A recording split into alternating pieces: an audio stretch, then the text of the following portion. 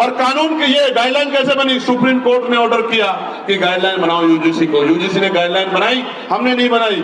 और उस गाइडलाइन में जैसे ही पिछड़े वर्ग के लोगों को जोड़ा, क्योंकि गाइडलाइन तो 2012 में बनी थी, 2012 में बनी थी, लेकिन जैसे ही पिछड़े वर्ग के लोगों को जोड़ा तत्काल विरोध शुरू हो गया। मैं आपको बताना चाहता हूं कि इस नारे के पीछे अगर कुछ है तो वो पिछड़े वर्ग के लोगों का विरोध है। इस बात को मेरी आप याद रखना। ये सरकारें, इनकी सोच पिछड़ा वर्ग विरोधी है। और हम इस बात को इसलिए लड़ रहे हैं क्योंकि हम जानते हैं कि राष्ट्रपिता ज्योतिबा फुले हमारे लिए लड़ रहे थे, छत्रपति साहू जी महाराज हमारे लिए लड़ रहे थे, ईवी पेरियार रामा नायकर, स्वामी प्यारेलाल यादव हमारे लिए लड़ रहे थे, महामना राम सुवर्मा चौधरी, महाराज सिंह भारती सर छोटूराम चौधरी चरण सिंह हमारे लिए लड़ रहे थे। इसलिए आज हम यहाँ सीना तान के खड़े हैं कि हम अपने भाइयों को अकेला नहीं महसूस होने देंगे, उनके साथ। प्यारे साथियों,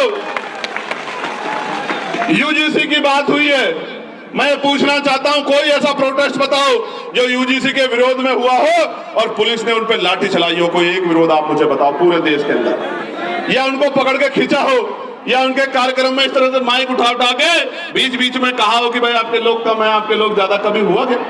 लेकिन जैसे आप लोग आंदोलन करने आए, कहां बीएचयू में, कहां गोरखपुर यूनिवर्सिटी में, कहां लखनऊ यूनिवर्सिटी में, कहां जेएनयू में, कहां डीयू में, आपको पीट भी रहे हैं और पीट के उठा के बंद भी कर रहे हैं। क्योंकि जो समाज प्रभावी होता है, जिनके पास मीडिया होता है, जिनके अधिकारी होते हैं, जिनकी एजेंसियां होती हैं, जिनके पास वॉइस होती है, उनकी छोटी से छोटी बात भी लाखों मील तक दूर जाती है। और जिनकी आवाज नहीं होती उनको हत्या करके लटका दिया जाता है।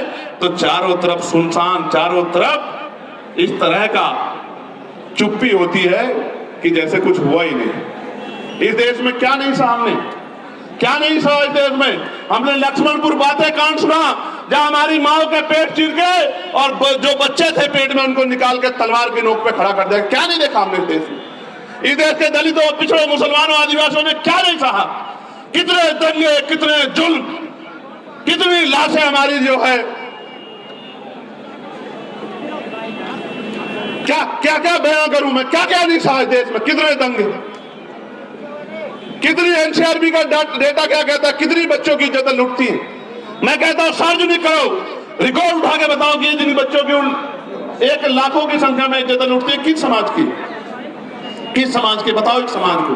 क्योंकि ये समाज सोया हुआ है, इनको नहीं पता कि रोज इनकी बच्चियों को, बेटियों को कहीं ना कहीं प्रदेश में, देश में जुल्म जाति का शिकार होना पड़ रहा है। और जब न्याय मांगने जाते हैं तो लाठियों से स्वागत होता है, अपमानित गालियां दी जाती है।